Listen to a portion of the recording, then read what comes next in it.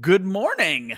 Another week in the books, another week closer to the fantasy playoffs. A lot of points were scored in week 10. The question is, did the right people score to clinch your spot?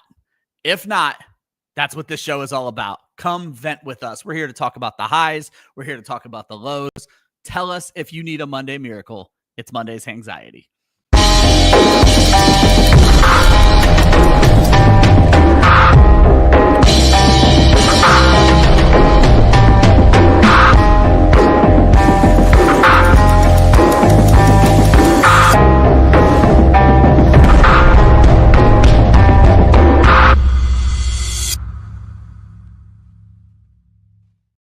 What is up? Welcome to Club Fantasy's Monday's Hangxiety. No Gator J this week. Ryan hosting, Josh co-piloting. How are you doing today, my friend, after what I imagine had to have been your most fun Sunday in probably quite a while? Yeah, it's been a while. For those that haven't been watching some of our other shows, I actually got to go to the Bucs-Patriots game yesterday. Met up with a couple of our WAF people, Women of Fantasy Football, Faith, our co-founder, and Renee, one of our contributors who we've sent to the last couple Super Bowls and the last couple NFL drafts, and got to hang out and shoot the shit and watch a damn good football game. So it was good. The Travion Henderson breakout. Yeah. Apparently, I'm the good luck charm. I'll take it. Look at Keenan right on fucking cue. Keenan knows what's going on. Yeah, Josh, what a game for you to be at. I called it game of the week. It turns out I was right. It was excellent. This might be the only thing I actually got right on Wednesday.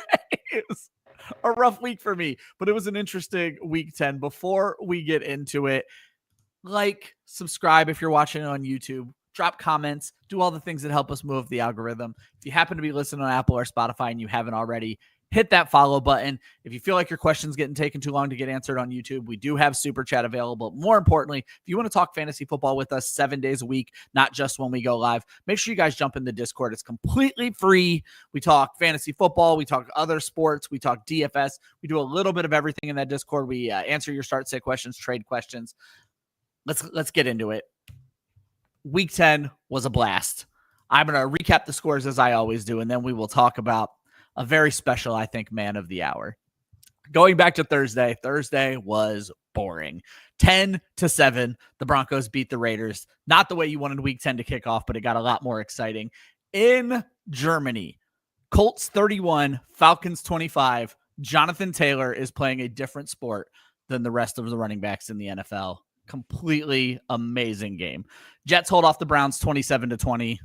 Browns offense still can't get things going. Saints on the road, 17-7 over the Carolina Panthers. As Josh mentioned, 28 for the Patriots, 23 for the Tampa Bay Buccaneers. Ravens 27, Vikings 19, Dolphins 30, Bills 13. More on that game later. Bears 24, Giants 20 in the first weather game we've seen this year. It was an interesting game there.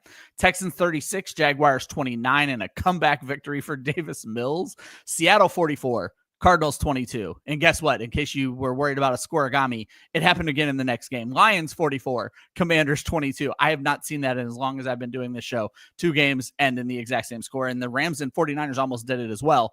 42 for the Rams, 26 for the Niners, though that game was not as close as the score would indicate, even though 16 points isn't that close. And then it came in boring, kind of went out boring. Chargers 25, Steelers 10 in a game that did not feature very much offense. We wrap up week 10 tonight with the Josh's Eagles visiting the Green Bay Packers. But Josh, I think the surprise of the week, the one everybody's probably thinking about right now, the Miami Dolphins somehow upset the Buffalo Bills. And I think we can put that squarely on one human being's shoulders, Mr. Devon Achane. And I'll tell you what, when we were going through and talking about the thumbnail, I was very nervous to put my guy on here because 2 weeks ago when I said, hey, remember when I told y'all to start to go and get Tucker Kraft this offseason? Literally the next week, he tears an ACL. I will cry on this show if something happens to Devon Achane next week. I will. Because find you and hurt you. But you know what? I'm rolling with it this week because Devon Achane was that fucking dude, and I got called crazy for having Devon Achane as my preseason RB2. Heading into this week, before the big week 10 breakout, He was the RB3 overall. And he just went out and put up 225 total yards, had 2 touchdown runs that totaled 94 yards, added 6 for 51 receiving, and had the second highest running back score of the 2025 season. Why was it the second highest? Because the first highest was happening literally right before they started playing football. So what you're saying though, is Devon Achane has the most fantasy points by any running back in the on U.S. soil. States. Yeah. He's one of 3 running backs this season with over 200 fantasy points through 10 games or 10 weeks, and one of 7 total players with over 200 fantasy points. The Dolphins season has been tumultuous, to say the least. They lost Tyreek Hill. Obviously, all the rumors floating around Tua potentially not being there, Mike McDaniel getting fired.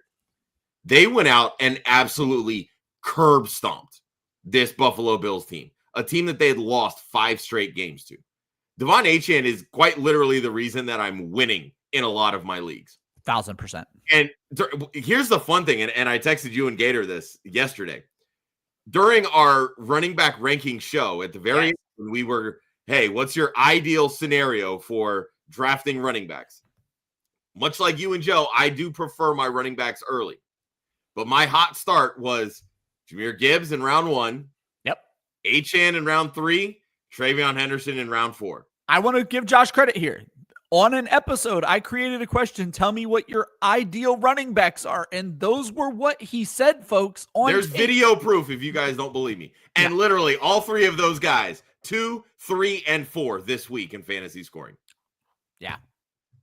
I feel somewhat vindicated, but also pissed off because I only got 2 of those 3 in most of my leagues. Well, and I want to give you, here's the thing, Josh. I want to give you a lot of credit. Your hottest take wasn't necessarily that. Great call on that. Obviously, Travion Henderson took some time. Your hottest take was that your RB1 and RB2 were Christian McCaffrey and Devon Achane because of the targets. Well, Josh, I bought in. And in 3 different leagues, my starting running backs are Christian McCaffrey and Devon Achane. I'm happy to say I'm in first place in every single one of those leagues. And then in other leagues, I have some combination of Jonathan Taylor and Christian McCaffrey if it happened to be an auction league, or one of those 2 in Devon Achane in so many leagues. So again, I will reiterate that if you have somehow become a jinx and hurt, we must protect Devon Achane at all costs is what it really comes down to. Yeah. I'm going to wrap that man in bubble wrap because I'm a little nervous now. Yeah. The long and short is, Josh, and what I love about Achane as we wrap this up, and we will get to every question, folks, as most of you are surely aware. I see some new names in the chat. We do not miss a question. What's most important to me about what Devon Achane is doing is, this is going to sound awful. He's not doing it kind of the Alvin Kamara way, where we thought this was going to be all targets, Josh, and it hasn't been. He honestly hasn't been as targeted as we would have expected. He is getting it done as a running back, and then that breakaway speed is fantastic. Like, I love everything I'm seeing. The thing about Devon Achane is it looks repeatable. He hasn't got it done just on touchdowns. He hasn't got it done just on catches. He looks as well-rounded as any back not named Jonathan Taylor. Yeah, I mean, when you look at, he's averaging just over 14 attempts per game. So he's at 14.3. Yeah. I will push back a little bit on the targets. He has 66 targets through 10 games. So, he is very much doing it in the receiving game. Josh, he was averaging 7.5 to 8.5 targets a game. That's no, down. And that's fair. That's fair. I mean, look, maybe it's low for him. That's what I'm getting at. But it's still I think he's second among running backs in targets. I mean, look, if it weren't for Christian McCaffrey having an all-world season, we'd be talking about Achane in the same time. Okay. All right. That's fair. He has 49 receptions, but, and again, he has 9 touchdowns through 10 games. He has 4 receiving, 5 rushing. And that's very much been the story of Achane's very young career, is that he has a nose for the end zone. He scores touchdowns. He had a dip in efficiency last year because, the offensive line is so bad, et cetera, et cetera. That line really didn't get better this year, but he did. And he's back up over 5 yards a carry. He's at 5.5 yards per carry. So, again, when you have these types of backs that can do it all in one touch, those are the guys that you want to target. This is very much Chris Johnson, Jamal Charles. Like Devon Achane is built and plays a very similar game to that. And they don't have anybody else to throw the football to. It's the same reason why Christian McCaffrey is piling up receiving numbers. They don't have anybody else to throw the ball to. Buy in if you haven't already. This kid is so fucking fun to watch. Yeah, I love it. Last thing I was going to bring up, Josh, because you definitely did not see this because you were at a game.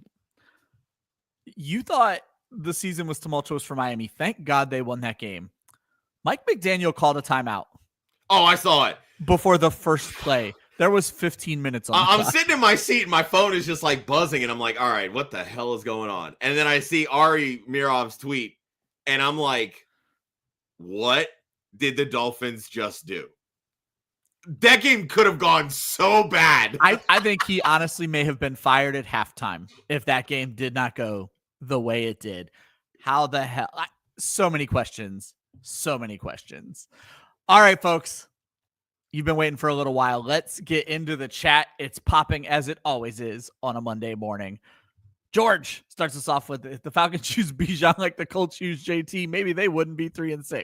Penix sucks and it's infuriating. And I think George has a point here because Daniel Jones hasn't looked great the last few weeks, but yet that offense is humming. The Bijan Robinson did not have a bad game. Everybody is furious right now, and this is going to come up later in the show, about the Tyler Algier vulturing. But I will say, Bijan Robinson has all the tools to do what Jonathan Taylor is doing. It just seems the Falcons won't allow it. Yeah, and honestly, like if I'm Bijan Robinson and, we're going up, shaking hands after the game, I'm going up to JT and I'm going to be like, so this is what I could be if my coach was smarter? Yeah. Like, because honestly, I don't get it.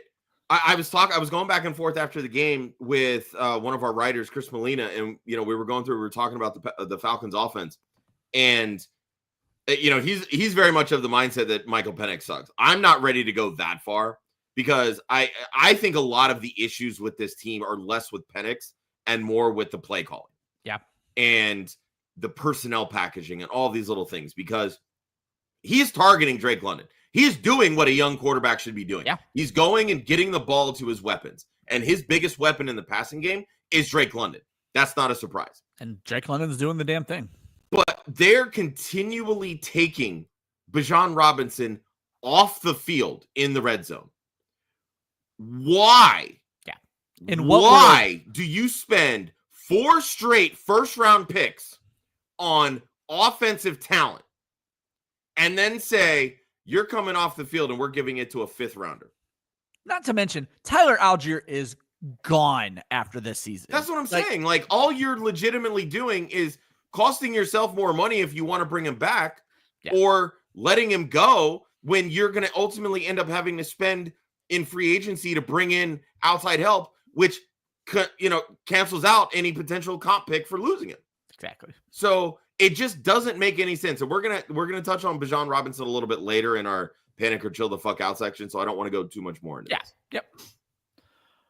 Definitely should not have set Breece for RJ Harvey. I don't have the numbers in front of me, Josh, but I know Breece broke a long touchdown. He had a 42-yard touchdown catch. I felt like he was not having a great game up to that point.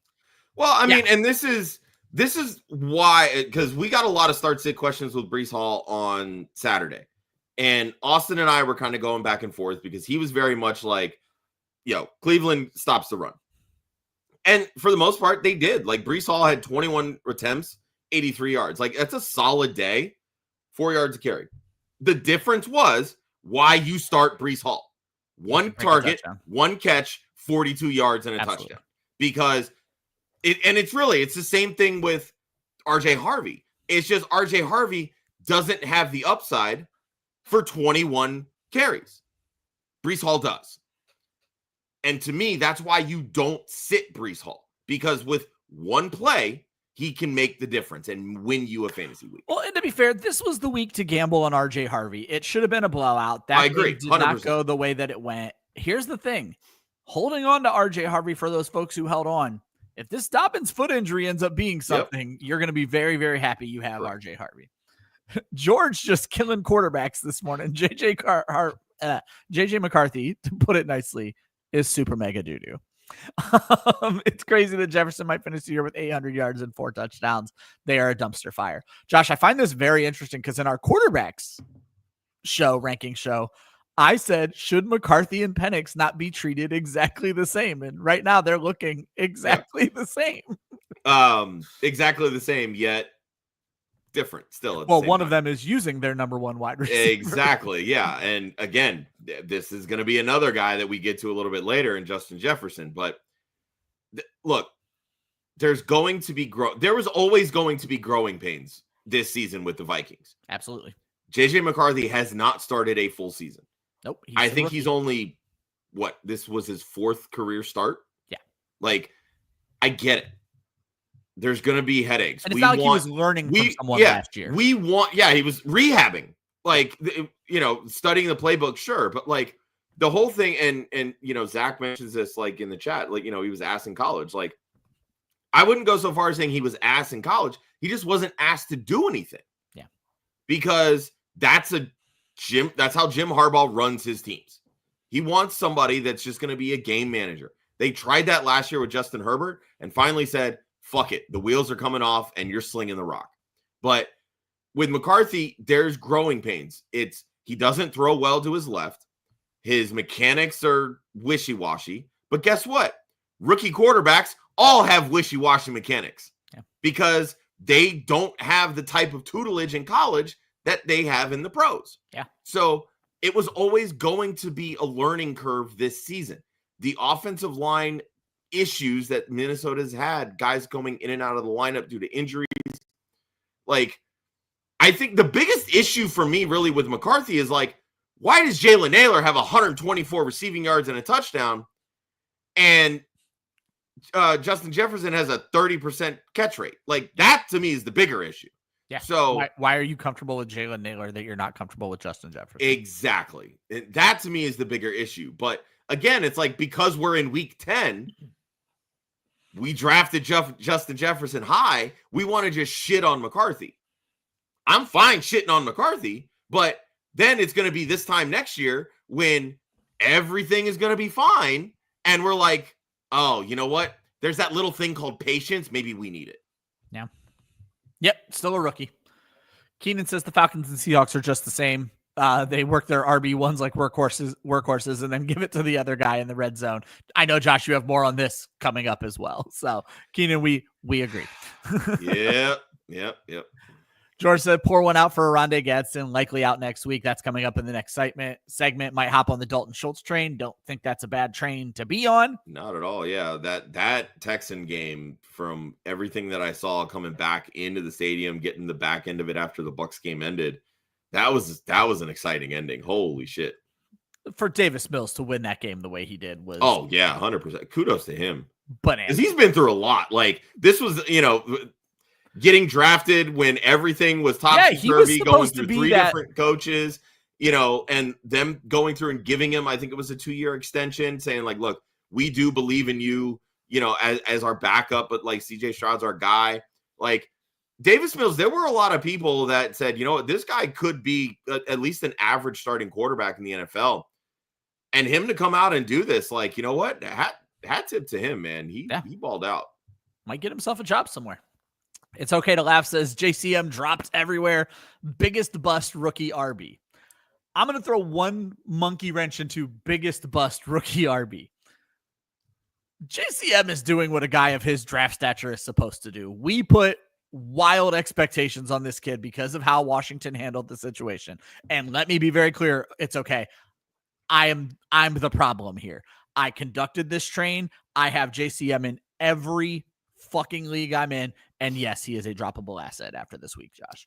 Yeah, he's not getting the run. They're an inconsistent offense. I mean, luckily, Debo, I believe it was Debo that got a late touchdown. Yeah, he did. Saving his fantasy day. But like, they're trotting out Chris Rodriguez in certain situations, and that's the thing is like, yes, JCM has talent. Like, it's there. He's not a good pass catcher, so he's very limited in what he can do. Yep.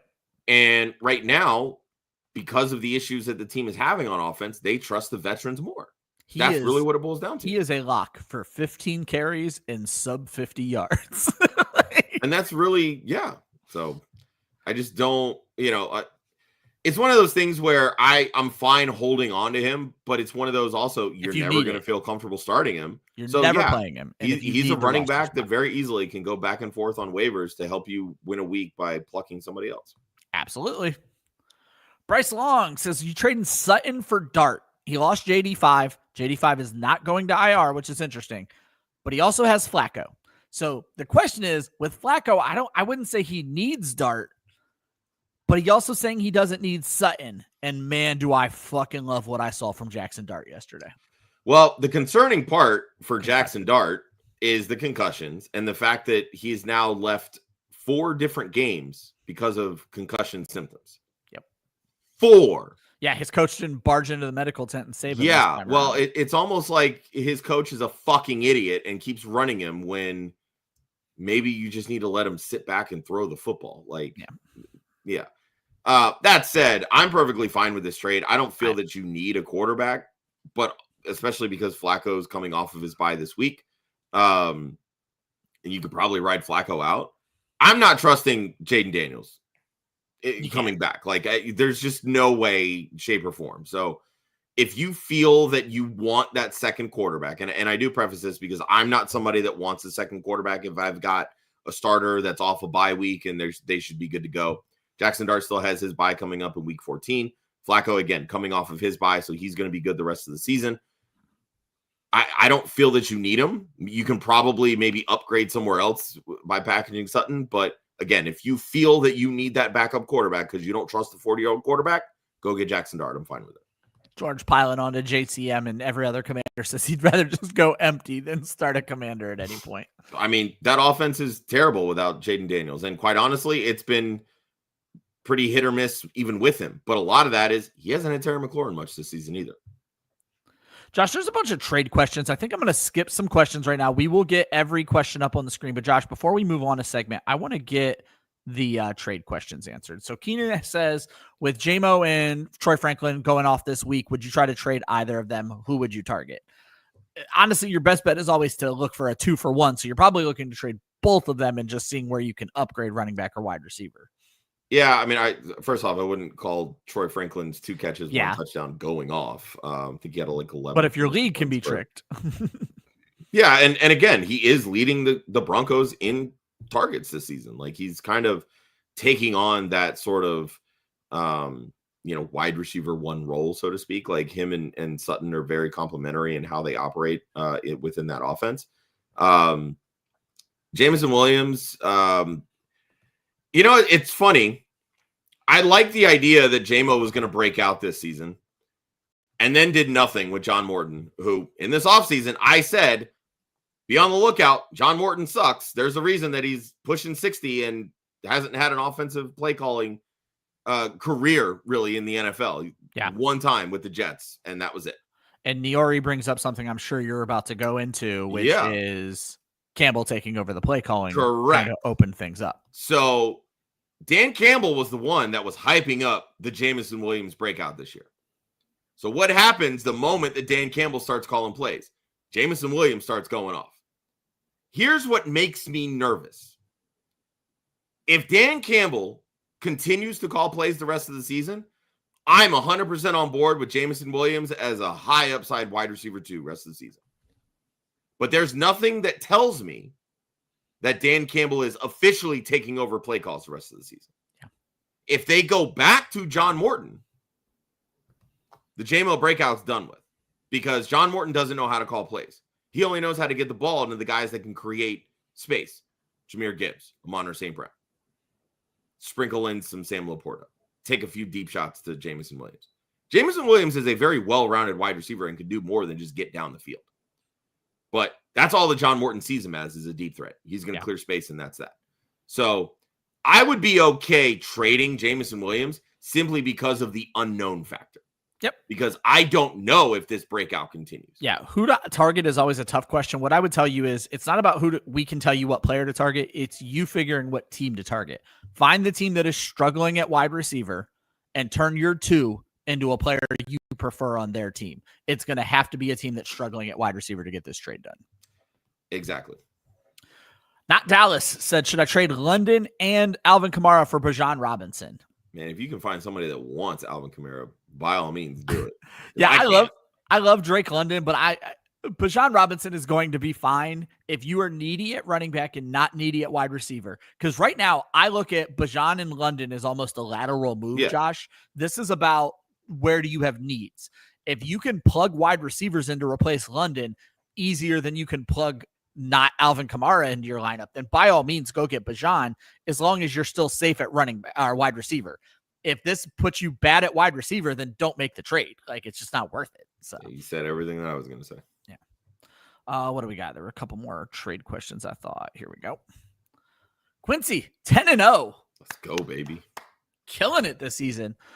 Give up Rashee Rice and Travion Henderson for CeeDee Lamb. Quincy, you've been tuning in this show for 10 weeks. We love you. I'm going to give you the same advice we've been giving you for 10 weeks. You are 10-0, my friend. Do not fuck this up. Do not make this trade.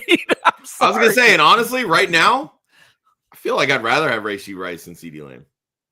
Yeah, Quincy, all love, as always. You're killing it. We're holding. Yeah. Do not make this trade. Yeah, don't mess with a good thing, my dude. Quincy also says, will we trade Sutton and Hendo for Achane? Yes, make that trade. I do not care that I would do. Yes. Look, I love me some Travion Henderson. We're going to get to him shortly. Sutton being as inconsistent as he is, this is a clear and massive upgrade for you because we don't know what's going to happen with Henderson once Ramondre Stevenson comes back. Josh, he even has a better trade. He can give up Chicago running back in Sutton. Yeah, this is your and trade, then hang Quincy. on to Henderson. Whew. This is your trade, Quincy. Go make that trade today. Let us know if you get it done. That is an awesome trade. I hope that one goes down for you. If any of you have watched the show before, you know we're going to get to every question, every comment, but I do want to get a segment in, and then we'll get right back to you folks. The segment is called The Unnecessary Shot of Rumplements. It is the Week 10 injury report. Josh, I'm going to list all these, including one about a player who may be coming back soon, and we can talk about the ones that are going to affect fantasy seasons the most. Jaxson Dart leaves the game with a concussion. I went and pulled Adam Hutchinson's injury report from Football Guys. So footballguys.com, shout out. I went and pulled that article. That's where some of my details are coming from here. Dalton Kincaid, hamstring injury. Adam is speculating he will miss a couple of weeks. Devontae Adams was an oblique injury. Didn't even make Adams' report, so I don't know if we shouldn't be worried about that. Garrett Wilson re-aggravated his knee injury. No timetable on that return there because we don't know how devastating it is.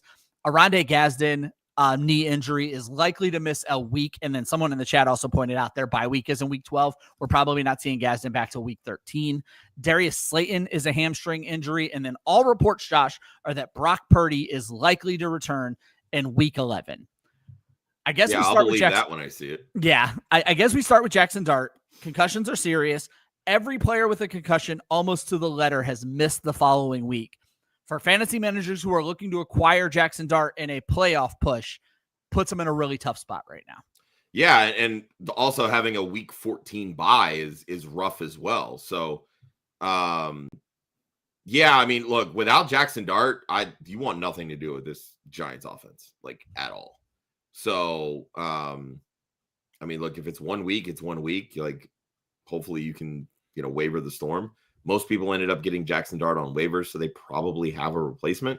Yeah. I mean, I have some leagues where I have Jaxson Dart, but I also have Jaden Daniels, and I'm like, oh shit, this hurts. Now I do have to make a move for a quarterback, right?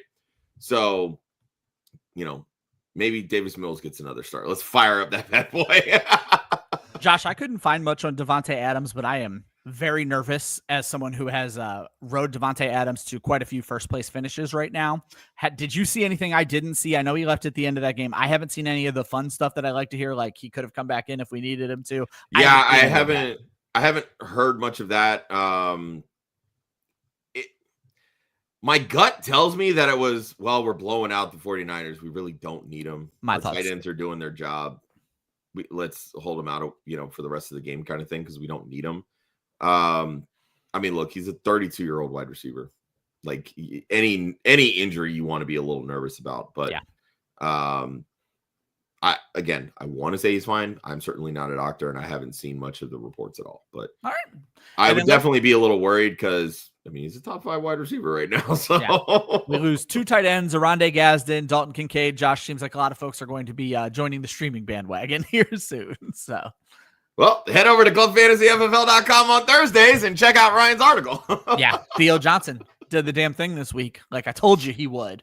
And then Josh, let's end this segment with Brock Purdy. We saw good George Kittle finally this week, but it kind of came at the expense of mediocre Christian McCaffrey. We have said for weeks we didn't want to judge this offense until Brock Purdy's back. You're obviously skeptical he's even back, but what are your thoughts with Brock Purdy taking back over this offense? Well, my initial thoughts are I'll believe it when I see it, because I feel like Shanahan's been telling us, oh, he could be back this week, and then it keeps getting pushed back a month. So the fact of the matter is Mac Jones is playing well enough that they don't have to rush Brock Purdy. So I think he has 13 touchdown passes in 8 games this season. Yeah, so like he's doing okay. Juwan Jennings is finally starting to take over that wide receiver 1 role.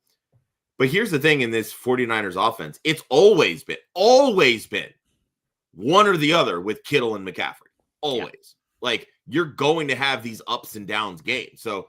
So much of McCaffrey's receiving production has come from the fact that they have not had anybody else to throw to. George Kittle missed 4 weeks. The wide receivers have been down and out for literally the whole season. So that's where all that production is coming from. Juwan Jennings is finally starting to pop. The rib injury clearly has become tolerable enough that he can play through it, right? Kittle's back from the hamstring problem. So now they've got passing options. This has always been a 2 funnel, and then everybody else is ancillary. So if those guys are ready to go, McCaffrey just needs to carry the football. But the problem is he's not been very efficient carrying the football. No, his fantasy value comes from receiving. Correct. So maybe that changes with Brock Purdy. Maybe. But again, Mac Jones is playing well. So, if I don't know how much of this offense is really going to shift in targets or anything of that nature once Purdy comes back. I feel like it's just going to be the same thing. Yep. So it's just going to be up and down, hit or miss. Not Dallas coming in with the hero move. The Rams coach did say if they were not blowing the game out, Adams could have returned. That's my favorite thing to hear after a game when one of my players gets hurt. So thank you, not Dallas. You've made me feel instantly better. That relieved my Monday Hangxiety. So thank you, my friend. Josh, let's get back to the chat. Zach, 5-5. Top guy in the league is only 7-3. So he's only 2 games out of the playoffs and 3 people sitting at 6-4. A lot of factors, but do you think you have a chance at the playoffs? Absolutely. You are at 5-5. You are not just playing spoiler. It has been a weird season, but 2, Zach, you're doing something that I guarantee some of your league isn't doing right now. You're trying. You're talking fantasy football. You're thinking about the playoffs. There's probably a bunch of 4 and 6 teams right now that are not. I'm assuming 6 players make your playoffs, so you're in right now. But maybe it's only 4, and that's why you're asking. But the other 5-5 guy might not be trying. The 4 and 6 people might not be trying. If you keep hustling, keep working the waiver wire, you'll be just fine. Especially with teams losing both their tight ends this week. So. Yep. Keenan, Monday miracle time, Josh. Odds that Dallas Goedert scores 27 fantasy points tonight. So Josh, I'm gonna caveat this. For Dallas Goedert to score 27, he has to score 2 touchdowns. Yep. So that gets him 12 of the points. He still needs to come up with 15 more. So let's give him 7 for 80. So Josh, what Keenan is effectively asking you here, what are the odds that Dallas Goedert goes 7 for 80 and 2 touchdowns tonight? I mean, Packers are bad against tight ends. Yeah. This is a really good matchup. He has not come close to hitting that this season, I don't believe. Actually, no. He hit 26 against the Giants. Yeah. And again, that came on 11 targets, 9 for 110 and a touchdown. He has 2 games this season with 2 touchdowns. 2 touchdowns is very possible. Absolutely. Especially against a good matchup. The problem has been because they've gotten the wide receivers more involved the last couple of games against Minnesota and the Giants. Dallas Goedert has seen 3 targets in each of those games. Yep. The same thing that I talked about with the 49ers holds true with the Philadelphia Eagles. They have a 2-target tier. It could be any 2 in a given week. Most weeks it's A.J. Brown, and then it's either Devonta or Dallas Goedert. lately it's kind of been Devonta and Goddard or someone else. I don't know what's going to happen, but I think what is most likely to be the case, because Nick Sirianni and this Eagles offense, they're very good about exploiting matchups. And if they see that a team can't cover a certain someone, they're going to attack him. Absolutely. And I think this could be a big Dallas Goedert game. Maybe not their 27 points, which might actually make it worse if he only scores 24 and you lose by 3. But there's a chance that Goddard could have a big time week this week. Yeah, your best bet, and I think the next Monday Miracle I'm about to show both need this. You need A.J. Brown's injury to be worse than what they say it is, and you need him to be a distraction tonight, is what you are praying for. Yep. So, and that's George 30 burger from Devonta Smith. That's a big ask. Yeah, that's a huge ask. But you know what? Packers corners have struggled this year too. So, and again, I think this is going to be a big Jalen Hurts game. Like Jalen Hurts is going to throw the rock tonight. Yeah. And I don't think we're going to see a lot of Saquon. It's just going to be, some distractions, like up the middle runs to kind of keep the chains moving. I mean, you got to keep the. I think you're going to see enough tush pushes to give a big fuck you to Green Bay for their little offseason shenanigans. I forgot about that. Yeah, exactly. So, but again, this is what Nick Sirianni is like the pettiest of petty head coaches. That's true. So I think you're going to see a lot of tush pushes, and I think you're going to see a lot of. Well, you think that taking away the tush push means we can't be an effective offense? Hold this beer. And then you're going to hold this L because Jalen Hurts is going to throw for 303 touchdowns. That's what I think is going to happen this week. Sorry, just trying to read comments. Let's Keenan. Do we still feel confident in Loveland going forward? He also has Henry and Theo Johnson. I like Loveland better than both those players, Josh. 4 catches for 55 yards this week, but more importantly, Cole Kmet only had 2 targets, only caught 1 of those balls. People were worried about this going back to being a split. I think this is Loveland's team now. Yeah, it's Loveland's team. Theo Johnson obviously takes a big hit if Jaxson Dart misses any time. Hunter Henry, they figured out how to keep the wide receivers going. So he's not as big of a part of this offense as we probably hoped or thought that he would be in the beginning part of the season because we were nervous about the wide receiver room. But Stephon Diggs is coming up. Kyle Williams, 72-yard touchdown catch and run. Kayshon Boutte's been very involved when he was playing. And I think I might have been texting you guys, but man, what could have been for Kayshon Boutte? Mac Hollins. Freaking Mac Hollins, 6 for over 100 this week, right? So yeah, like they're spreading the wealth, and Drake May is not feeling like he needs to rely on that ability to, just lean on a tight end. So yeah, I'm kind of out on Hunter Henry. He's definitely not scoring the touchdowns that what I thought he would be. Yeah. So this is really between Theo and Loveland for me. Theo takes a big hit without Jaxson Dart. I think Loveland is ascending, and we talked about this all last week.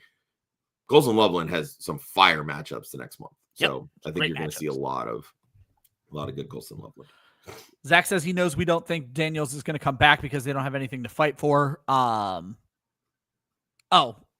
see what he's saying but Jaden Daniels is likely to continue fighting because he stayed in that game where he didn't need to. So, well, and even Dan Quinn came out and said after the game, he's like, I didn't even realize blah, blah, blah. Like that's completely on me. Like if he admitted that, like leaving him in a game that he shouldn't have been in coming off of an injury, why would he rush him back? I don't see him rushing him back. That's what I'm saying. Like if he came out and didn't admit any guilt and it was just like, look, we play to win, et cetera, then I would believe that Jaden Daniels would come back, even if they're only, 4 games down or 4 wins or whatever have you. So, yeah, I do want to throw out though, and we've been bitching about this on this show for weeks now.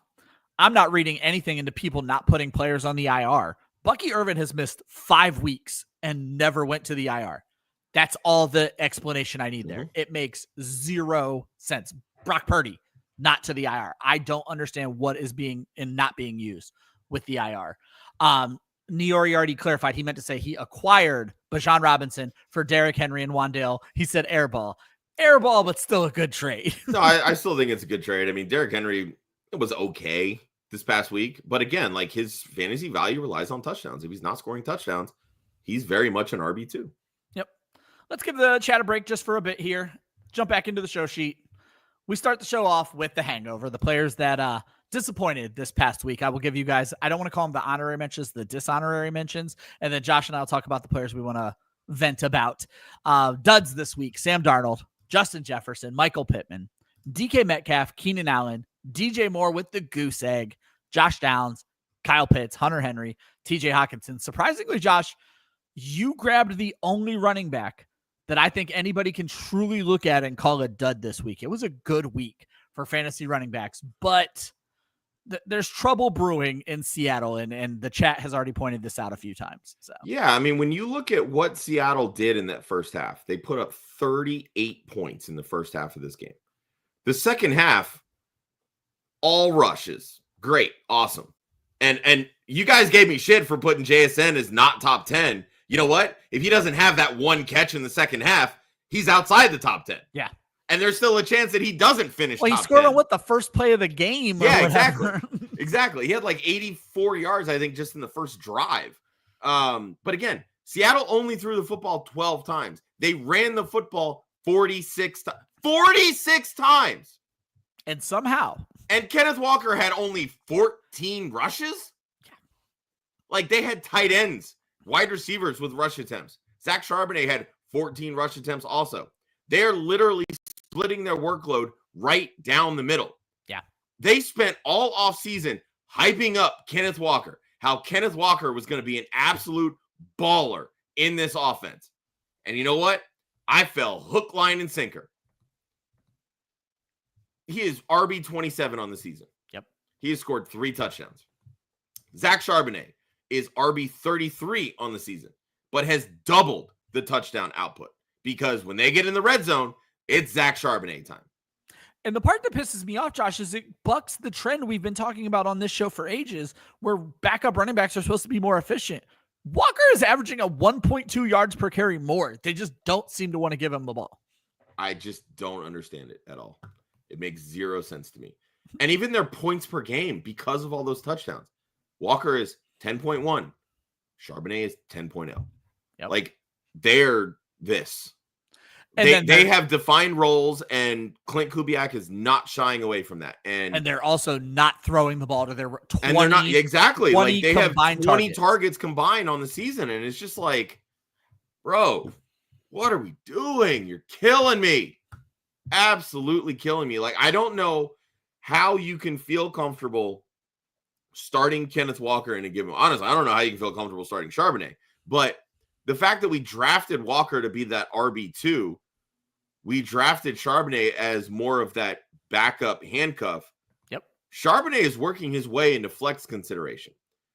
And Walker, we just don't want to start because he's not scoring touchdowns. I went in, I have way too many fantasy teams. I have way too much shit to do on Mondays or Sundays. So true game time decisions, I won't start.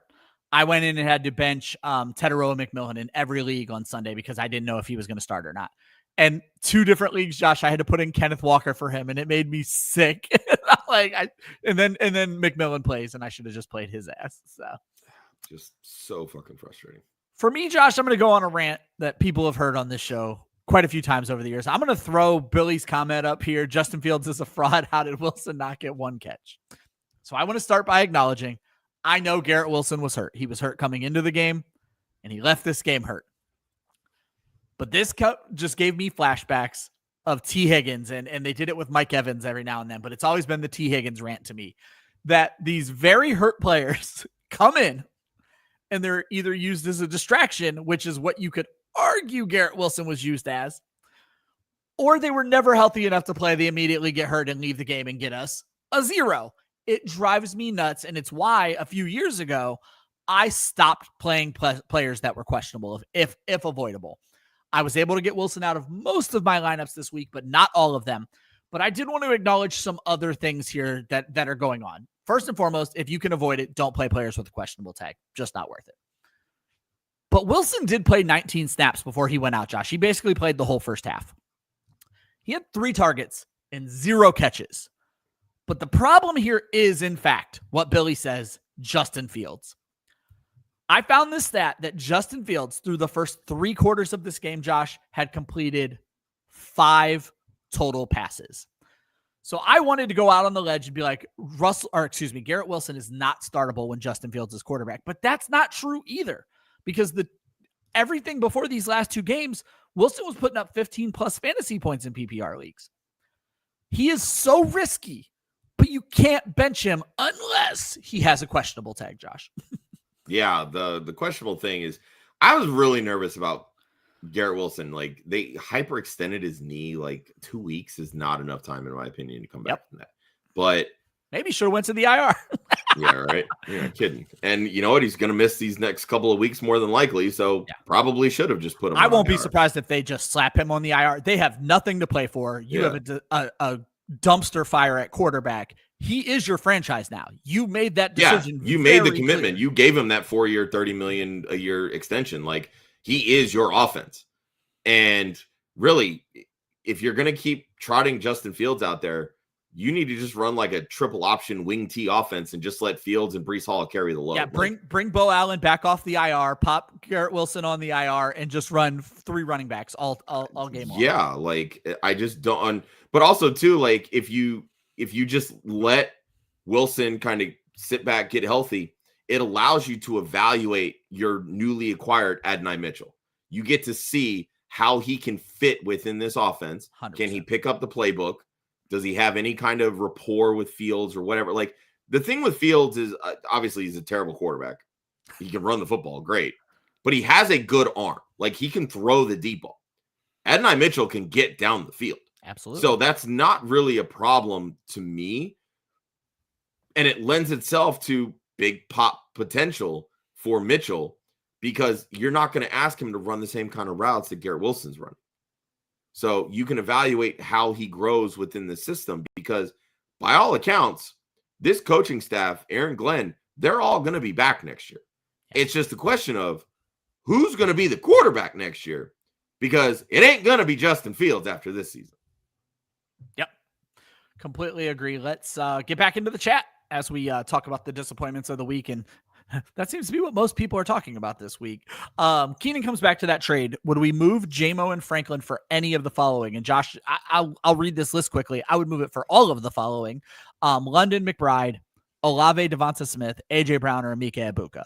I think very clearly London McBride and Emeka Egbuka need to be your targets here, but I'm happy with any of these. So yeah, I mean, if you can trade both those guys to get quite literally any of these 6, I'm doing it in a heartbeat. And I'm going to be honest with you, Keenan, I don't think there's a chance in hell you get Trey McBride off of their manager. You might, and London's going to be tough.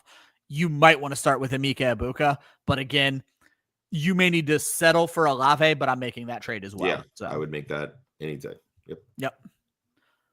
Joseph, he says he knows we hate having 2 QBs. Joseph watches the show. But Nix has always made him nervous, especially against good defense next week. Should we pick up Brissett or Love? Josh, I feel like Jordan Love is an impossible to trust quarterback. Jacoby Brissett, even in what was a disaster of a first half, at least put up decent fantasy numbers when the game was said and done. Yeah, I'm looking to see who the Cardinals have. The 49ers next week. Packers have the Giants. I'm starting Jordan Love. Yeah, that's a good point. I don't know the week 11 matchups yet. So there you go. Jordan Love, pick him up. Niori sitting at 4-5, about to lose after dropping 170. His opponent is the best team in the league and only needs 4 points out of Josh Jacobs. Josh, I don't think we can provide on this Monday miracle. I think Josh Jacobs is going to have 4 points after the first quarter. So. Yeah, it wouldn't surprise me. I mean, he's got some of the best odds to score just a rushing touchdown. Like, the Eagles are trotting out we'll call it a new look defense. You know, they're Jalen Phillips, who they traded for at the deadline, likely to get a lot of run. They get Nolan Smith back off IR this week. They're inserting, recently acquired Michael Carter II at corner. So there might be enough hiccups to where Josh Jacobs can do fine. I hate to say it because I don't like rooting for it, but your best bet here is Josh Jacobs gets injury on the first drive. Yeah, and that's really what does that. So you know what? I don't have very much. That is a good reason why you should implement median scoring in your fantasy league. There you go, so you don't get toasted by 1 week. Joseph also throwing shots at Gator, says he knows he doesn't show up on Mondays. Gator has been good about Mondays. Yeah. He had a few hiccups earlier in the season, but I wonder, Josh, if Gator's been lying to us and he's taking the week off because he is in danger of getting eliminated in that guillotine league. He's in danger, yes. One of our other contributors, Chris, is basically needs, I think it's 13 points from AJ Brown. Okay. It's doable, but it's also not a given. Gator might sneak by, but yeah. Joseph also brings up that Pearsall didn't go to the IR. The IR usage this season makes 0 sense. Laughable. Jason Lynch traded Rico MHJ for Bucky in week 7. Still 7-3 though. Yeah, I'll be honest, and we probably told you to make that trade. I did not back in week 7. I did not see Rico Dowdle becoming the man. I didn't think Carolina would make that commitment. So. Yeah, I mean, you're still 7-3 though. Yeah, without Bucky. So and like you're about to get Bucky back. And you're about to get Bucky back. So like I think you'll be all right. But yeah, Rico is, I mean, kind of hard Shout to out to argue Rico with what Rico's done, man. Like, I had to update my dynasty rankings for football guys, Josh. And I had Rico Dowdle as like RB 60. That's how little I believed in him. And I had forgotten to move him up. I'm like, yeah, that needs to be about a 30 move up there. At minimum. Yeah, like I just was not bought in. Craig Lennox drops 200 this week is best week of the season. Love that for you, man. Yeah. Frosty says has to play next week because Dart's going to be out. Everyone seems worried about this next matchup. Who are they playing next week? I don't know it off the top of my head. Broncos play the Chiefs. I can see it, but but it's in Denver. Division games, you could also see him rise to the occasion and actually drop 3 touchdowns out there. So, yeah. But man, I see why folks are nervous after. Is he Bo Picks again? Do we have to give in to Joe? Not a good week. Who should we be keeping an eye on for waivers this week? Zach, I'm going to own up to this. Have not even looked at waivers yet. That's my evening. We're going to keep this starred, Zach, for tomorrow's episode when we actually dive into waivers. Yeah, waivers tomorrow at 11. Zach, I have not even remotely glanced. I'm not going to venture names out there. I'm sorry, buddy. I'll take the L on that one. Alex, what do we think of trading Rome, Caleb, and Cook for Jettison Bucky? He has no. I'm just not doing this trade. I don't want anything to do with Justin Jefferson right now. Nope.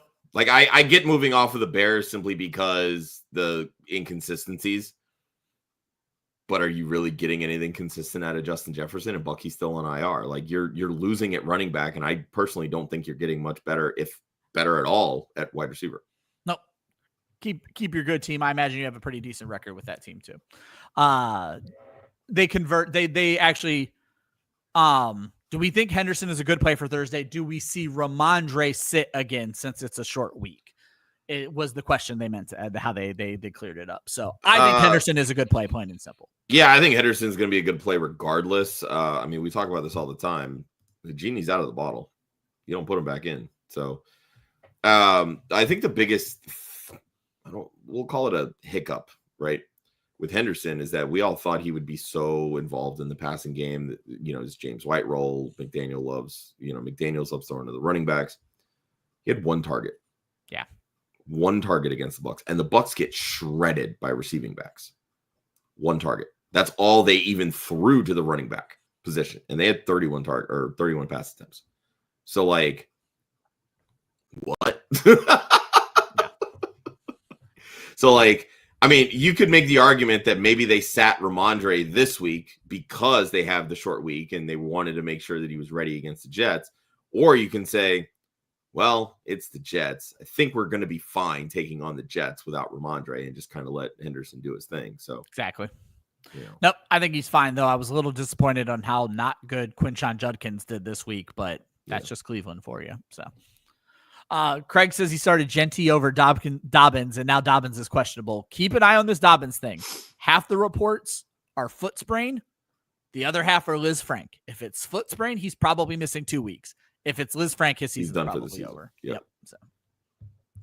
Broly said, how much are we panicking on Pittman? I don't think he was your pick this week, right, Josh? Has a lot of P's in a row there. So. Yeah, I wasn't really panicking on Pittman. I was pretty down on him this week, honestly. Atlanta is really good against number 1 wide receivers. Yeah. It's everybody else that can beat them. And that's partly why I was so high on Josh Downs heading into this week, and that really bit me in the fucking ass. Seems like they really like Alec Pierce. Who would have thunk it, right? But yeah, I'm not panicking on Michael Pittman. Josh, That's the Falcons. I'm gonna let Corian jump the entire line here because it's not too often we actually just get a fantasy football question. So we appreciate all questions, but this is a great question. And Corian just asked, so I wanted to make sure they got their answer. It's actually median, MEDIAN scoring. Yep. And it's a way where everyone in your league actually plays 2 games every single week. So you play the person you're playing, but then at the end of the week, you take the middle score of your whole league and everybody was playing that. So that way, if you have a week like our person earlier, where they had the second highest score of the week, but played the highest score of the week, you at least go 1-1 instead of 0-1. And it's just a way of averaging things out. And it keeps high scoring teams who got fucked by the schedule a good chance. So, yep. It's basically, so like some of the early days of fantasy football where they used to do rotisserie scoring, where it was all about just scores. Like it wasn't weekly matchups or anything like that. People. So it kind of blends the two concepts. So it blends the matchups where you're playing against your opponent, but it's also, in theory, the best teams score the most points. And those teams should be rewarded for putting together those types of lineups. And it's just for the regular season. Once you get into the playoffs, it's head-to-head, just like everything else. Yep. I will say, I played in a fantasy baseball league with our buddy Austin this year. And it's rotisserie scoring, as most fantasy baseball is.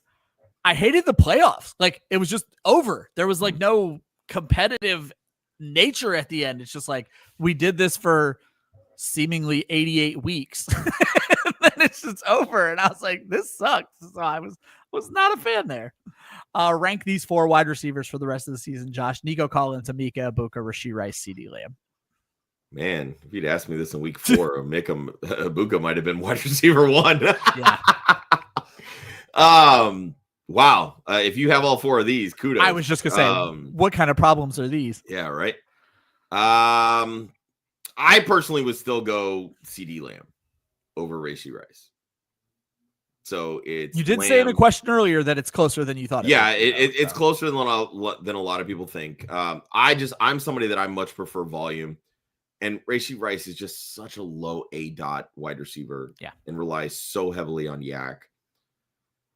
And CeeDee Lamb is just so much better as a wide receiver. Josh, I'll give my answer real quick as I'm staring at this. Just flip the list for me. It's Lamb, Rice, Amika, Collins. And I love Amika Ibuka. It's just Rice.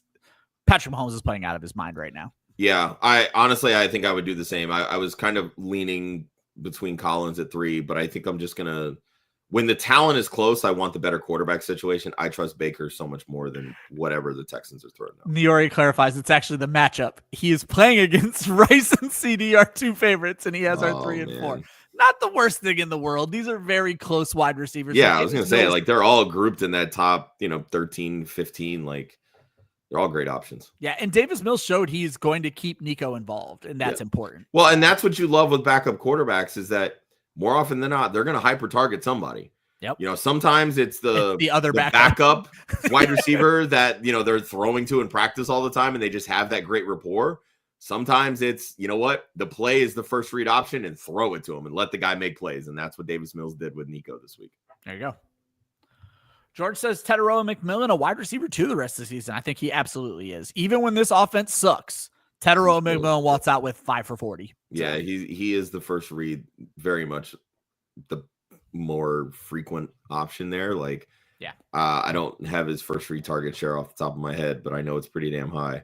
I'd say he's borderline, and I say borderline only because I don't know how you can trust Bryce Young going forward. Yep. Frosty brings up, do we think those 2 49ers, Pearsall and Purdy, didn't hit the IR because the Niners have too many on it? You're probably right, but it still calls into question the Bucky Irving situation. I don't study the 49ers enough to know. I know they've had a ton of injuries this year, though. So. Yeah, I mean, a ton of injuries, sure, but they've also had a ton of season-ending injuries. So, like, you're not bringing those season-ending guys back. I think you can only designate, I think it's up to 2 players to return, and they already burned 1 with George Kittle. So that probably has something to do with it. And we talked about that a lot because we were trying to, and we did the same thing with Mike Evans where we weren't sure if he had went on once or twice. And so, Not Dallas says wide receivers are Nico, Puka, and Sutton. RBs are okay. So he has Nico, Puka, and Sutton, Genty, and Gibbs. Would you keep London or go get Bijan? Because this goes back to what does he need more? I would rather continually start his 2 running backs and London over Sutton than I would rather start Bijan. If you have to start 3. Well, look at it this way. I'm going to assume this is start 2 running backs, 2 wide receivers, and 1 flex. Okay. So if we're doing it this way, if you make the swap and you get Bijan, you're starting Genty, Gibbs, and Bijan. Instead of Sutton. Yeah. And for me, Bijan over Sutton, right? 100%. But it's London over Sutton too. I agree. It's London over Sutton. I mean, it's kind of a wash. I would just prefer the RB depth. Josh, words out of my mouth. You know me. I want RB depth. Knowing your team now, I can find wide receivers on go get Bijan Robinson. Absolutely. George, is there anybody we would particularly move off of Justin Jefferson for? This is a tough and interesting question, Josh, because it really boils down to who needs a wide receiver and what do you need? If you're trading apples for apples, you're not going to get the return on investment that you can want out of Justin Jefferson. He's the wide receiver 13. He's not doing terribly. You're not getting Emeka Egbuka. You might get Michael Pittman, but again, I don't know that I'm looking to make that move. Yeah, I mean, just looking at, who's kind of in that area, you start with Pittman. He's wide receiver 8, Olave 9, Egbuka 10, Jalen Waddle 11, Ladd McConkey 12. Wow, for a slow start he's already wide receiver 12. Kudos. Yeah, that's wild.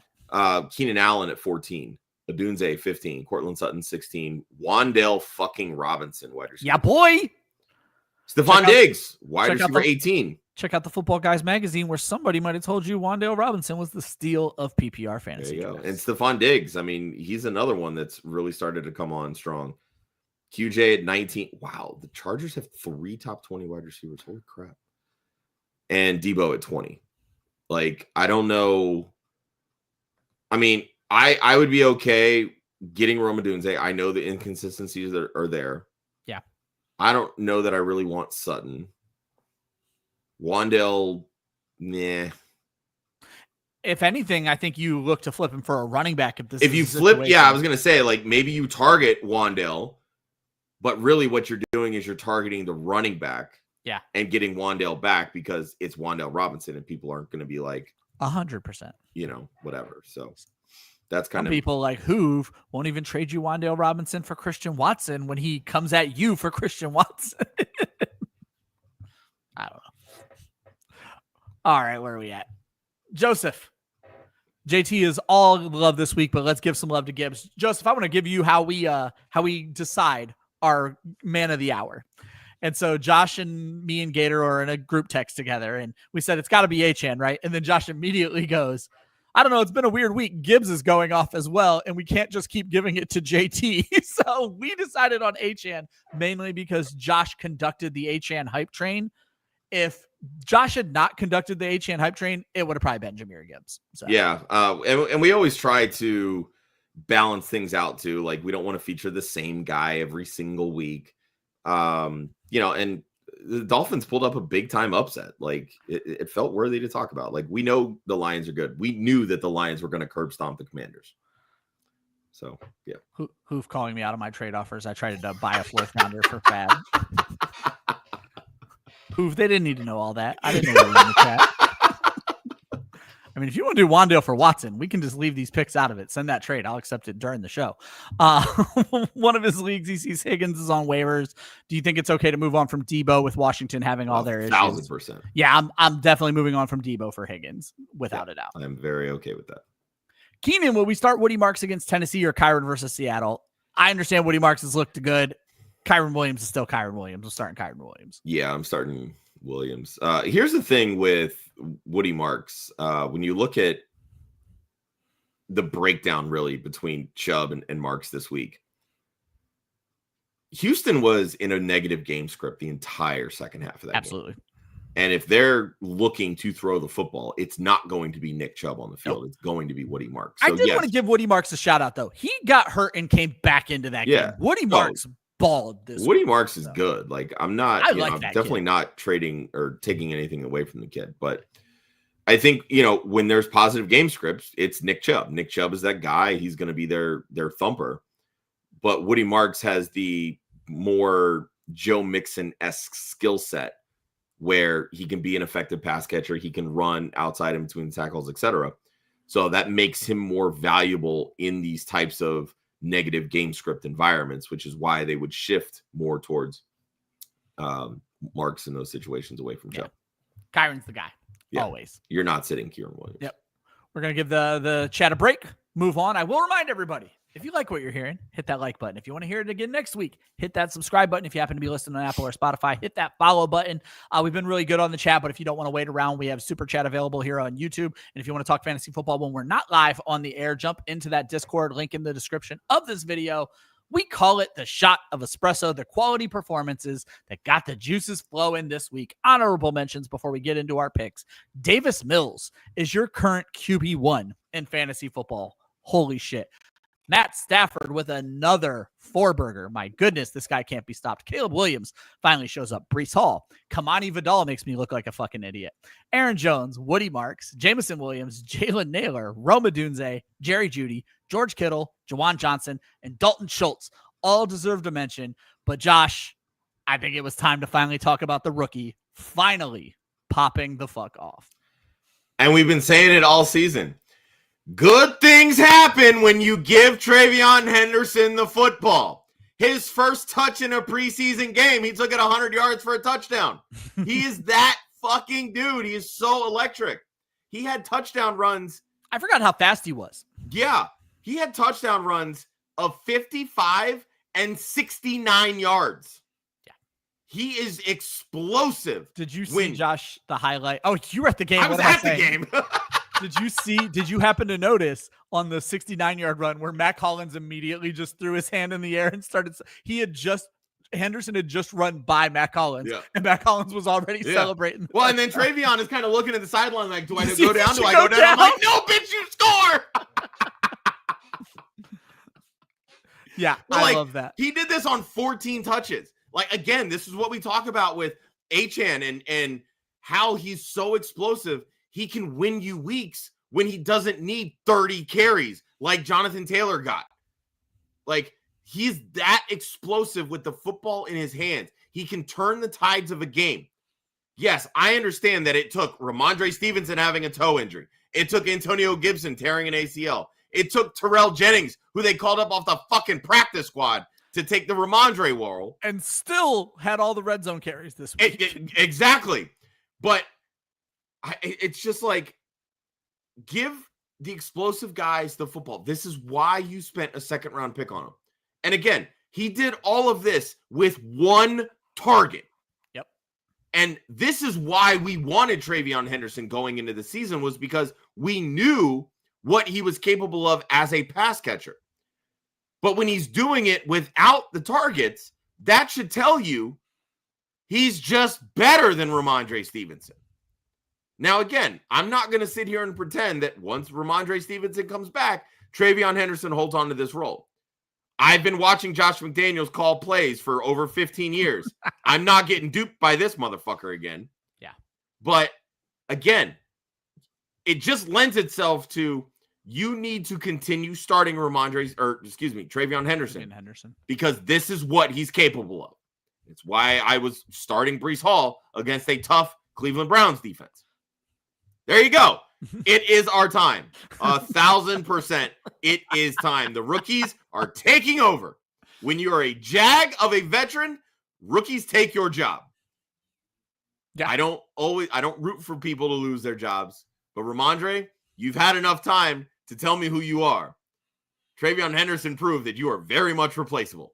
Yeah. And again, let's not forget, this is a respectable Bucs defense. Like, I understand their run defense has fallen off a little bit this season after losing Hangxiety, but this is a respectable defense. And they got after Drake May. But when you have the ability to do what he does with the football in his hands, give him the fucking football. No, you're absolutely right. My younger brother is a part of the folks who have been holding on to TreVeyon Henderson forever. And he texted me in like the second-ish quarter before the first long touchdown and was like, So they just drafted Travion Henderson for no fucking reason. Like, he was so mad. And then obviously things got much, much better as the game progressed. So good. For me, Josh, I love watching players when they come out of a bye. And I'm going with Tez Johnson as my shot of espresso. And the big question in this game was Baker Mayfield did not look good the 2 games going into the bye. How is he going to come out of this bye? And can he play without Chris Godwin and Mike Evans? And it turns out he can. Emeka Egbuka is that dude. There's no denying it. But it also frees up things when the number 1 corner has to focus on Emeka for Tez Johnson and K. Dotton. Tez specifically, 5 targets this week, caught 4 balls and obviously 2 touchdowns. 27 targets for Tez Johnson over the last 5 games. Those are decent numbers, especially with someone with his big playability. 4 touchdowns over that span, and he is the wide receiver 21 in fantasy. And that's with a bye week. There are players who played every game during that span, and he's better than them. Now, in points per game, he's wide receiver 22 because there's also players who miss games who are better than Tez Johnson. Surprise, surprise. But what that officially means is, while Chris Godwin is out, Tez Johnson is a wide receiver 2 in fantasy. And Josh, I truly believe if Baker Mayfield is ready to come out and play like Baker Mayfield again, even if Chris Godwin comes back, he's not coming back to be Chris Godwin. I think Tez Johnson deserves flex appeal after this week, showing that he's becoming a favorite target for Baker Mayfield. Yeah, I'm all about it. I mean, look, it's the same reasons why I'm nervous about Wan'Dale Robinson. The dude is built like a stick. Yeah. Oh, we One talked hit about takes him out for a career. We compared him to Tank Dell. And Tank Dell was another one who, again, has been out all season because he got broken in half last year. Yep. So, again, makes me nervous. But at the end of the day, production's production, and he's producing. Baker Mayfield is a good quarterback. He knows how to find him, get him the football. They need the defense to step up. That's what it boils down to. I see a ton of people watching who weren't watching at the beginning of the show. So I'll just quickly throw out, if you're not watching on YouTube, why don't you jump over to YouTube, throw us a subscribe. We certainly won't be upset about it. Josh, as we move into the questions, I'm going to let Quincy jump the line a little bit because we've been working on this question with him. He offered the Bears running back and a Sutton for Achane and got told no, they want Hendo. I'm still making this trade. Achane is a game changer. Yep, 100%. Yeah. Go get Achane, Quincy. That's a big win for your team.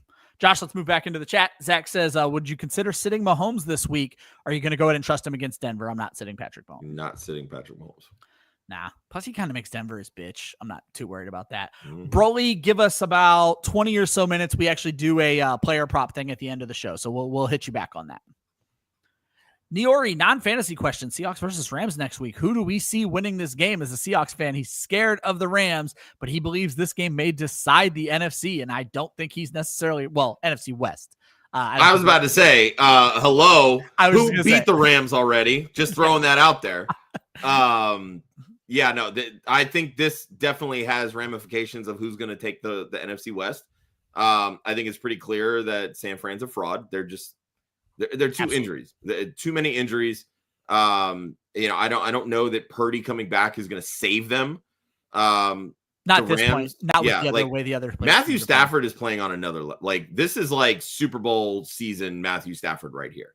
And we were worried about this man's back in the and he's carrying this fucking. Turns out his arm's fine. Yeah, right. Don't need a back when you got an arm, right? No. And Seattle's defense right now is playing so incredibly well. Absolutely. Shout out to Mike McDonald. I had some reservations about him after his first year, but he's really turned it around. Sam Darnold has been that dude. Clint Kubiak, that offense is humming. JSN has been otherworldly. And I think that, to me, is going to be the biggest thing for the Rams because their secondary has a lot of questions. And if they can't stop JSN, that defense is going to be tested. But their front seven can get to Sam Darnold very easily. And that's what I was going to throw out. That Seattle offensive line leaves a lot to be desired. Sam Darnold's, and this is going to sound ridiculous what I'm about to say, but Sam Darnold's last 6 quarters of football have not been great. Well, that's because he threw 4 touchdowns in the first half of the last game. And then this game, they just didn't fucking need him because of their defense. But I'm just saying, I don't know that he's going to come out red hot against the team he kind of needs to come out red hot against. And if this were any quarterback not named Matt Stafford, I would say the 12s, because I think this game's in Seattle. I would say the 12s make an impact here, but it's not going to against Stafford. Even if it's not in Seattle, that's even better. I think it's in LA. Oh, it's in LA. Niori, I'm picking against your boys. I'm going with the Rams here. Yeah, I think the Rams take it too. And we see this all the time with these up and coming teams that, need to topple the giant in the division, blah, blah, blah. The Rams had their issues getting over San Francisco, right? They finally got over San Francisco. Now it's their turn. They're running the division. Seattle kind of being that, next man up. Like, this kind of feels like, all right, maybe a little bit of a letdown, but I think it's going to be a very competitive game that probably comes down to the last quarter. Yeah, wouldn't be surprising at all. I don't think it's over in the first half like with Seattle's last two games.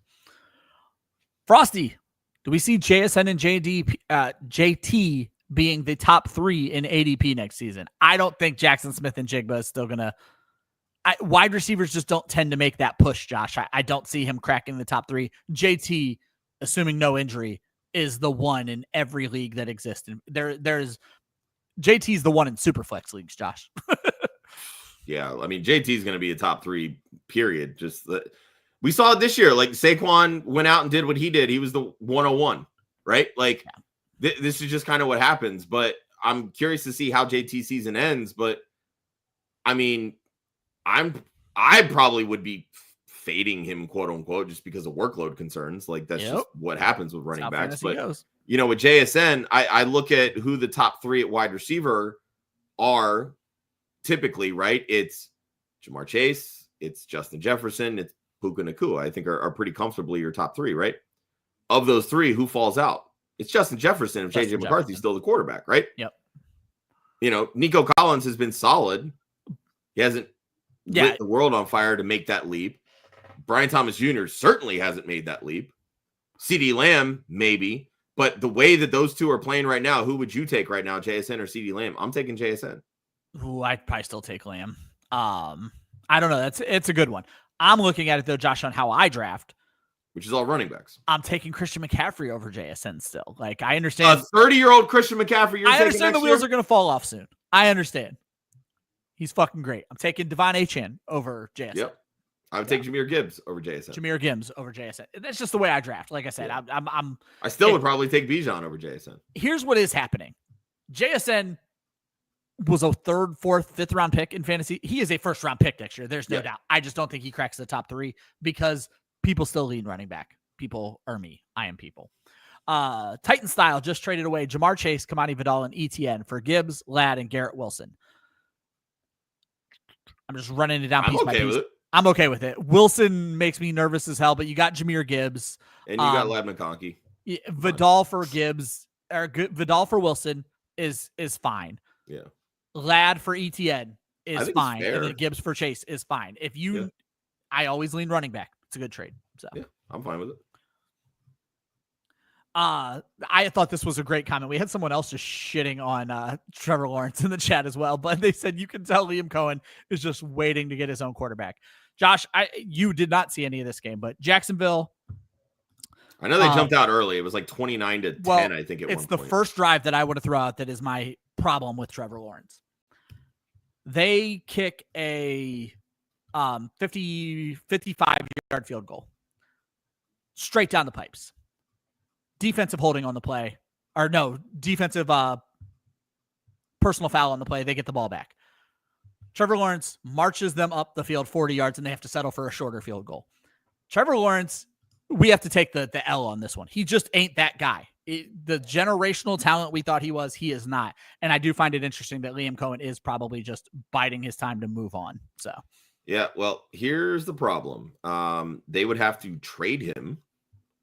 Money is the problem. Yeah, money is the big problem. If they cut him outright next year, $116.5 million in dead cap.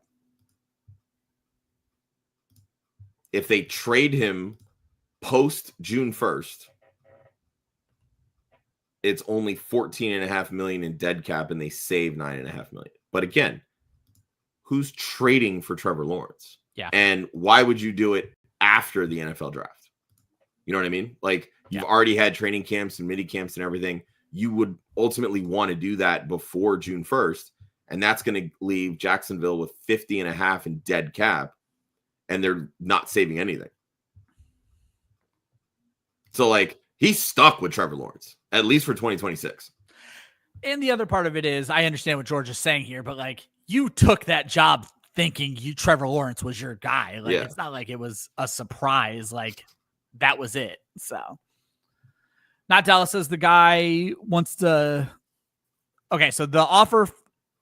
Goodness, I'm sorry. London, Sutton, Kamara. Well, and he corrects this later. He corrects this later. I don't think Kamara is a part of the deal anymore, because now it is Monungai and Bijan. Monungai and Bijan for London, Sutton, and Kamara. Now I'm starting to like it less the more I see it. Like, London and Bijan are a wash to me. Yeah, they're the same. And I'm giving up Sutton and AK for Kyle Monungai, who's in a timeshare, and DeAndre Swift took all the carries again this week. I don't know. Yeah, I'm probably not taking this trade, Josh. Yeah, I'm interested to hear how you. Yeah, I say. Now it's just getting too complicated. Just look, if you want to do London for Bijan, straight up tell him you'll do that trade. Yeah, like adding Sutton into the mix is, they're getting a free wide receiver, because London and Bijan to me are a wash. Yeah. Kamara finally had a decent game. Again, it was a positive game script. How many positive game scripts are you going to get with the Saints offense? Yeah. Kamara's good depth. You don't want to play him every week, and on your team, you don't have to. Yeah, like him and Monungai are basically a wash. But again, like, Monungai is not the starter. Kamara is a starter. Yeah, you are praying for a DeAndre Swift injury. Yeah. Do we see Brian Thomas Jr. turning around, or Trevor Lawrence sucks too much? I think Brian Thomas Jr., once healthy, is still going to see targets. Whether they're going to be productive targets or not, I don't know. But again, like, once Travis Hunter's back too, now he's the wide receiver one. So, I'm BTJ for me is very much downgraded into that high upside wide receiver 2 range. Josh, let's knock out the rest of the chat, knock out our last 2 segments, and then finish up with the chat. So, Woods Girl says, is Purdy going to be good once he's back out there? Currently using Darnold, but looking at Love, Purdy, Brissett for week 11, maybe beyond. I mean, I think you're still just fine with Darnold. I understand he's been weird as hell the last couple of weeks, but there's not always going to be games like this. Yeah, I mean, Darnold. Here's the thing: Darnold has not been bad. He's just been bad for fantasy. Well, again, he wasn't even bad for fantasy 2 weeks ago. He dropped 4 in the first half. Yeah, you just exactly. Expected him to drop 6. And he didn't need to throw this week. They only threw the ball 12 times. So, that's what kind of gave them an average performance. Like, I think Love will be good next week against the Giants. Darnold's got a tough matchup, but here's the thing: Darnold is going to have to throw the football against the Rams. So you're not going to get one of these, 40-point outbursts against the Rams defense. I think Darnold's going to be fine. Yep. And you can throw on the Rams. Joseph says he knows he didn't do good for fantasy, but he shout out to Third and Keenan for breaking the Gates reception record for the Chargers. Big Keenan Allen guy. Love to see it. Figured we'd talk about that on Wednesday because you and Joe have been big Keenan Allen guys. Big Keenan Allen fans. And then Woods Girl gets us out of here with any Pearsall news. Josh, I quickly had to look it up. As of 3 days ago, Pearsall is not able to run at full speed yet. So the Pearsall news is there is no Pearsall news. Hold on to Jennings. So... And even if Pearsall comes back, like, Jennings is he's been Purdy's kind of go-to guy. He was last year. Yeah. So I don't really see that kind of changing too much. But I'm fine with Jennings. Like, keep holding him, keep trotting him out there. There we go. We started this show 2 years ago because we wanted to tell you guys when it was time to panic or chill the fuck out. And that is where we are. I'm going to give Josh players at each position. He's going to let us know if he's panicking or chilling the fuck out. Josh, let's start with Bo Nix. And you got a lot of stats on the page. I'm going to let you go over the stats and tell me how you feel about him. So he's currently QB7 overall, but he's QB12 in points per game. Yeah. He's had 4 interceptions in his last 3 games. Bo picks. And his fantasy points have absolutely cratered since putting up a 40 spot in week 7. He had 23.8. Was that the Giants game? Yes. Okay. 23.8, 18.5, 5.8 this past week. And what I'll remind folks is for 3/4 of that Giants game, he was terrible. He was ass. Yeah. The Broncos continually playing in a lot of these close games, which kind of lends itself to a lot of these fourth quarter magic. Ryan, I'm kind of on the panic train. I am panicking on Bo Nix. Yeah, we drafted him as a top 8 guy. Yeah. He's a better version to me right now than Justin Fields. Yep. You obviously cannot move off of Bo Nix in any super flex league, but in single QB leagues, Josh, I am more than happy to start playing the waiver game and figuring this out. Yep. I mean, it's going to suck when he does have those 23-point outbursts, the 40-point outbursts. Like, I hate saying it because, again, you see the upside when somebody puts up 40 fantasy points. But if you can't trust them week to week, you're playing the streaming game. Plain and simple. Absolutely. And there's streaming quarterbacks that can get you 25 fantasy points in a week. Yes, there are. You know? Bijan Robinson, Josh, currently the RB5 in points per game, but it hasn't been all roses. Yeah, since week 7, he is the RB17. That's a little worrisome for somebody that you spent a lot of draft capital on, that you've been riding to wins for. In the last month, you've barely been getting them. He hasn't scored a touchdown in 3 weeks, and he has only 4 touchdowns through 9 games this season, coming off of a season in which he scored 15 touchdowns. In his last 4 games, he has 1 red zone carry compared to Tyler Algier getting 5 in that span. That's the problem. And this is the problem with these kind of timeshares. And just in week 10, Algier had 3 red zone carries to Bijan's 0. Yep. So I ask you, Ryan, are you panicking a little on Bijan Robinson? So here's what I'm panicking about. And Jonathan Taylor is the culprit in all this. We drafted Bijan Robinson to be what Jonathan Taylor is. Mm-hmm. We need him to finish these drives. Bijan Robinson is getting top 5 running back usage, but he's losing the touchdowns, and that's capping the hell out of his upside. I'm not panicking to the point where I'm benching him or trading him, but we said this about another player earlier this season. Maybe it was Derrick Henry. Just don't go in expecting that you have a top 5 back anymore, because you don't. Bijan Robinson is unlikely to win you your matchup the way they are currently using him. So not panicking, but not happy. Yeah, that's kind of how I would put it. I kind of want to do a little would you rather on this. Ooh. So as I mentioned, Bijan is running back 5 currently. Yep. He's one of 5 that's scored 20, that averages over 20 fantasy points per game. So I'm going to use points per game measures here. Okay. Rest of season, would you rather have Bijan or Josh Jacobs? Bijan. Bijan or James Cook? Cook scoring touchdowns and plays for an equally good offense. I cannot believe how little they're throwing him. I'll go Bijan because he catches the ball. Okay. Cook has 920 rushing yards to Bijan's 679.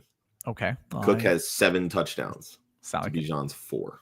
I sound like an asshole now, but I'm still going Bijan. Cook has 20 targets. So therein lies your point, because Bijan has 54. Yeah, I was going to say they just have not been throwing Cook the ball. When I was updating my rest of season rankings, I was shocked at how low that number was. Okay.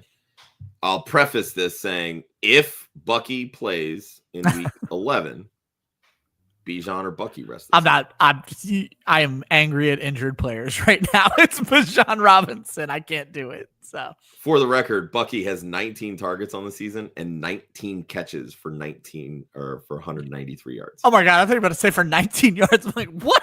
Yeah. That's wild. He's averaging over 10 yards per reception and has caught 100%. Good for Bucky. I mean, I love Bucky. And that's in 4 games. So I've been on Bucky for a while, but I just hate this injury shit. And they've been really weird about his injury as well. All right. I'll finish with 3 more. Bijan or Javonte Williams? It's Bijan for me, Josh. I know this is a boring game, but I'm just not. I believe. I mean, that's fair. Bijan or Kieran? Okay. Well, I'm going Kieran Williams. Kieran Williams finds the end zone every single week. It's Kieran Williams for me.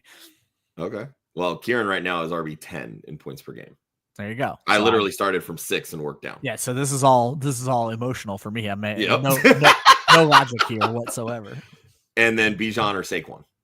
Oh, it's Bijan Robinson. Okay. Yeah, Eagles offense has just been flat out. Because I assume we're taking JT, McCaffrey, Achane, and Gibbs all over Bijan. All day. Yep. Okay. Quickly as so right now, based on that, you have Bijan as your RB6 rest of the season. That seems fair. Yep, that's about where I'd put him. Okay. Josh, Justin Jefferson, wide receiver 13 overall. Obviously, there have been some quarterback problems there. How do we feel about him? I am full-blown panic at this point. Oh, boy. Because, look, he's a wide receiver 13 overall and in points per game. He has 6 straight games over 9 targets, which is fucking fantastic. 5 of his last 6 with 10 or more targets. Fucking fantastic. And yet, he has only 2 games this season over 19 fantasy points. Oof. So right now, those targets are empty. They don't mean jack shit. Yeah, it's almost like they should have kept Sam Darnold. 5 straight weeks, his receiving numbers, 123, 179, 174, 47, 37, 12 targets this week, 4 catches. At a certain point, targets don't mean shit. Yep. You drafted this guy to be a top 3 wide receiver for you, and you're not even getting wide receiver 1 output. You're barely getting wide receiver 2 output. I think the real question here, Josh, is if this team is going to stay committed to J.J. McCarthy, are we panicked on Justin Jefferson long-term? We're clearly panicked short-term. That's the thing. I'm panicked this season. Okay. Because McCarthy has to go through his growing pains. It just has to. He's a young quarterback. He has to go through that shit. Yep. They're going to reevaluate. They're going to see, did we see enough from J.J. McCarthy to believe in him going into 2026? Or do we try to bring in Daniel Jones, who's a free agent? Do they try to bring in, make a trade for another quarterback, right? To offer that competition the same way that the Colts did for Anthony Richardson. Or do they say, look, it's one season. We knew we had to commit and help this guy grow. Kevin O'Connell has been the hype train behind quarterbacks don't fail organizations. Organizations fail quarterbacks. It's fair. So I firmly believe that he drafted McCarthy to be his guy. He's going to stick with him. He's going to give him the opportunity to grow and get better. And sometimes it takes more than one season to get that far. Yeah. The question then becomes, is that loyalty going to cost Kevin O'Connell his job if McCarthy does not get better? Because they're not going to be able to afford to sit and wait 3, 4, 5 years. You have one more season. That's what I'm getting at. Like, it took Baker how long to get to where he's at with Tampa? It took Daniel Jones that long to get to where he's at with Indy. It took Sam Darnold that long to get to where he's at with Seattle. Kevin O'Connell will not have a leash that long. I can promise you that. All of those players are on their 2nd, 3rd, and even 4th teams. Correct. Correct. And then, Josh, you found some interesting stats on David Njoku. Tight end 20 overall, which right away screams panic. So yeah. But, when you look at over the last, 5 total, 4 starts he's had with Dylan Gabriel. Gabriel started 5 games. Njoku has 9 targets, 6 targets, missed week 7, 5 targets, 2 targets, only 153 yards. Harold Fannin in those games, 4 targets, 10 targets, 5 targets, 8 targets, 7 targets, 236 yards. Njoku does have 3 touchdowns, though, in those 4 games. And the points per game for those 2 in those starts with Dylan Gabriel. Harold Fannin, 12.2. David Njoku, 12.1. Which tells you touchdowns are what's carrying David Njoku right now. 1,000%. So are you panicking or chilling out on David Njoku that he can continue to score touchdowns? This week was the eye-opener for me. I thought this was a big David Njoku week. Thankfully, most tight ends sucked this week, so 1 touchdown was enough to keep him in like the top 12 or whatever. But Harold Fannin came into this game banged. The Jets came into this game dejected. The Browns did the Browns shit. But the fact that David Njoku didn't lead this team in targets is a concern for me. So I am panicking on David Njoku. If there's a window to trade him after this touchdown, please, by all means, get rid of David Njoku. Yeah, and honestly, it makes me worry, like, if you have him in dynasty formats, where does this go in 2026? Like, we know that Stefanski likes to run these 12 personnel setups, and he has both these guys on the field, clearly. They have nothing at wide receiver. Yeah. Jerry Jeudy finally caught a touchdown. If you were still hanging on to him, God, I hope you use this to move off of him. Yeah, Josh, I'm already mad that he's going to now be on our drop list again tomorrow. And I'll still drop him. I don't give a 100%. Fuck. I meant the fact that he's still going to be way too. Yeah, right. So. But yeah, like, I mean, Fannin popped maybe Stefanski doesn't survive, and then it becomes, what does Cleveland do? Njoku's gone after this season. You got to think that, right? Yeah. But maybe he's Alvin Kamara and just stays on the one team, because he's already come out and said, like, I love Cleveland. I don't want to go anywhere. Like, I love it here. I want to see the only human being in the world to say those words. I'm saying, right? Like, this motherfucker played at Miami. Like, come on, man. Like, you take Cleveland over Miami? Come on, bro. Do you know what the opposite of Miami is? Cleveland. Josh, let's get back to the chat.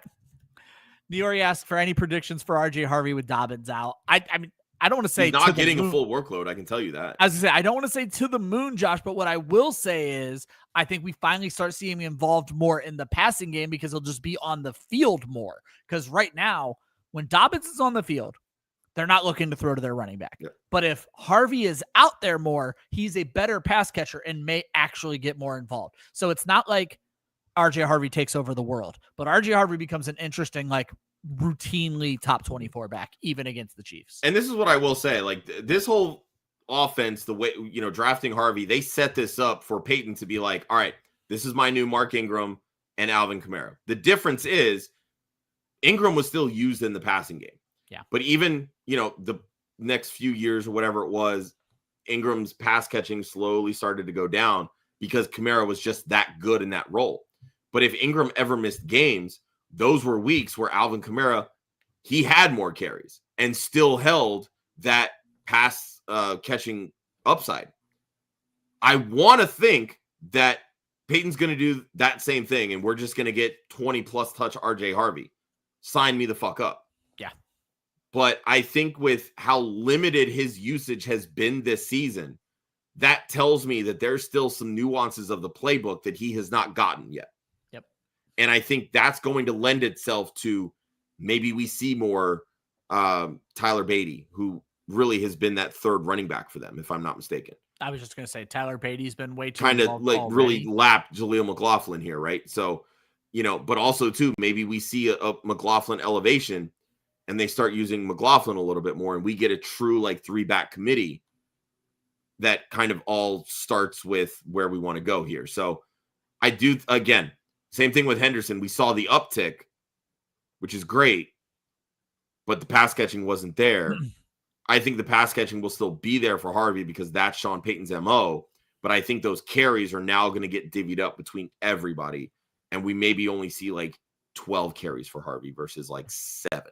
I think you're exactly right describing the Week 11 game against Kansas City. What'll be super interesting is after their Week 12 bye, if Dobbins is still banged up, you're going to be installing and implementing more RJ Harvey during that bye week, and then it gets real interesting. Agreed.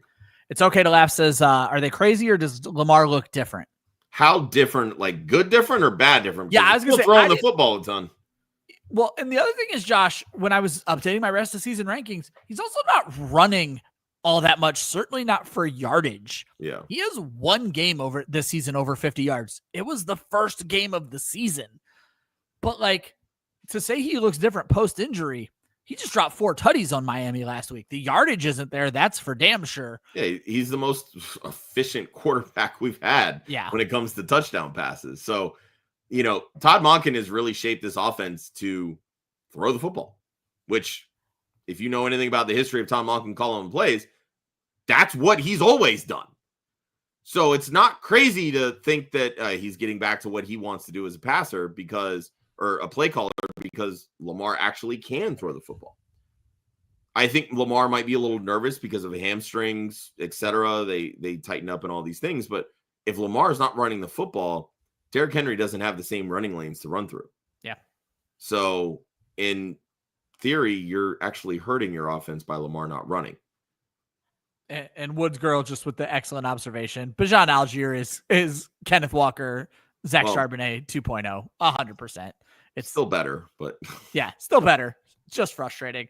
Josh, let's talk about Monday night. We'll finish up with the questions. We got your Eagles at the Green Bay Packers. Packers are a 1.5 favorite, which is wild. The over-under on this game is 46.5. We each pick props for the game. Josh, I'm going to go first because I found an interesting one. Speaking of quarterbacks who run, not running all that often, I do want to throw out, Jay would normally give you folks a bunch of picks. He's not feeling well this week. Don't expect it, but he smashed again last week, 3-0 again last week. So if he does put it out for you, make sure you join the Discord so you guys can find all the stuff in there. But Josh, your boy Jalen Hurts, I'm going to say lower than 26.5 rushing yards. That has not been his game this season. And he actually has not crossed this number since September. And then I look at the Green Bay defense, who allows the fewest rushing yards by quarterbacks by a large margin. And they have not allowed this at all this season. They have faced 3 rushing quarterbacks. Not one of them has hit 27 yards against them. I get it. Like I said earlier, this is going to be a game where Nick Sirianni says, you want to take away our one play because you think that defines our offense? Hold this L. So that's where Jalen comes out and just runs all night, 99 yards and 2 touchdowns. No, I mean, you're going to see a lot of tush push because but that's not a lot of yards. Fuck the Packers. Like, that's going to be their mentality. But they're going to throw the football. Like, they're just going to say, we don't need the tush push to beat you guys. Or beat anybody, quite frankly. The issue I have here, and this is why I hate bets like this, but I'm still sticking with my guns here. One play. Jalen Hurts needs one good scramble, and I lost. Yeah, and he's very much capable of doing that, but he has been looking to throw the football. They haven't run near as much RPOs with Kevin Patullo as they have in years past, and that limits the amount of rushing, like free lane rushing, that Jalen Hurts has. A lot of his rushing lately has been on scrambles and not designed runs, which again, they're turning him into a passer. Yep. And he's doing it really fucking well. He only has 2 interceptions this season. Yeah. I want to look into this. I feel like we are approaching the fewest number of interceptions in an NFL season that I can recall. Not a lot of quarterbacks have a lot of picks. Geno Smith is carrying a load there. Yeah, he's doing the Lord's work. And then Josh, because I picked Philadelphia, you had to pick Green Bay. Sorry about that. No, I didn't have to, but I was like, you know what? Let's roll with this. I kind of like this. Christian Watson higher 21.5 for his longest reception. Each game, his longest catch is over 33 yards that he has played this season. You beat Philly by throwing away from Quinyon Mitchell. In most of my start sits, my upside downsides on Wednesdays, I go against the Philly wide or corner 2. Yep. And I will take the guy that's not going against Quinyon Mitchell. Yeah. Buka struggled against Mitchell, but he got the one big play because there was a miscommunication, zone coverage, the safety wasn't there. The Eagles defense is very prone to this.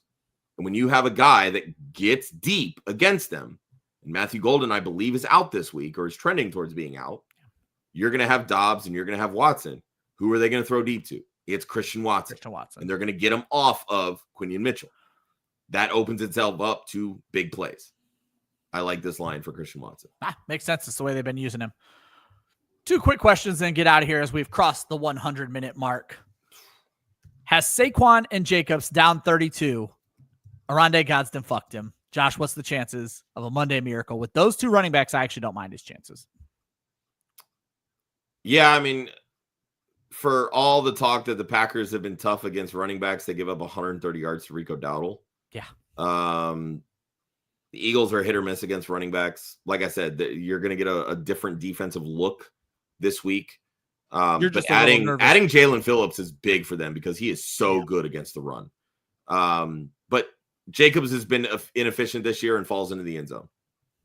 So I think you're a little nervous about Saquon usage tonight, right? So. Yeah, and I think that's going to be the biggest thing. How involved is he going to be in the passing game?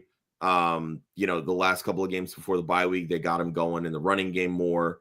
So, I think there's definitely more potential there, swing out passes, things like that.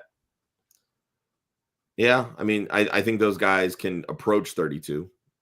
Yeah, like I said, not terribly worried about it. Josh, I know we've been kind of against acquiring Saquon, and I don't know that I'm moving either of these guys for it based on what they've done this season. Jacobs or Javonte Williams to acquire Saquon Barkley, asked July. I would not. I would want not both those guys over Saquon right now. Yep. And Quincy, I love ending the show with this. The person in the trade got greedy, and Quincy said he is 10-0 for a reason. He's not going to mess with it. That is the way to be. Go win your championship, young man. Yeah, baby. is 103 minutes of fantasy football talk on Monday's Hangxiety. We appreciate you folks rolling with us this entire time. We're here to answer questions. We're happy to do it. We will be back tomorrow at 11 for our waiver show, and tomorrow night, our WAF production with Sam Holt and Derek Tate, sideline banner at 10 p.m. So you get us twice tomorrow. More than happy to get into the waivers tomorrow at 11. That's the end of the show. I'm tired. I'm hungry. Getting us the hell out of here. We'll see you tomorrow.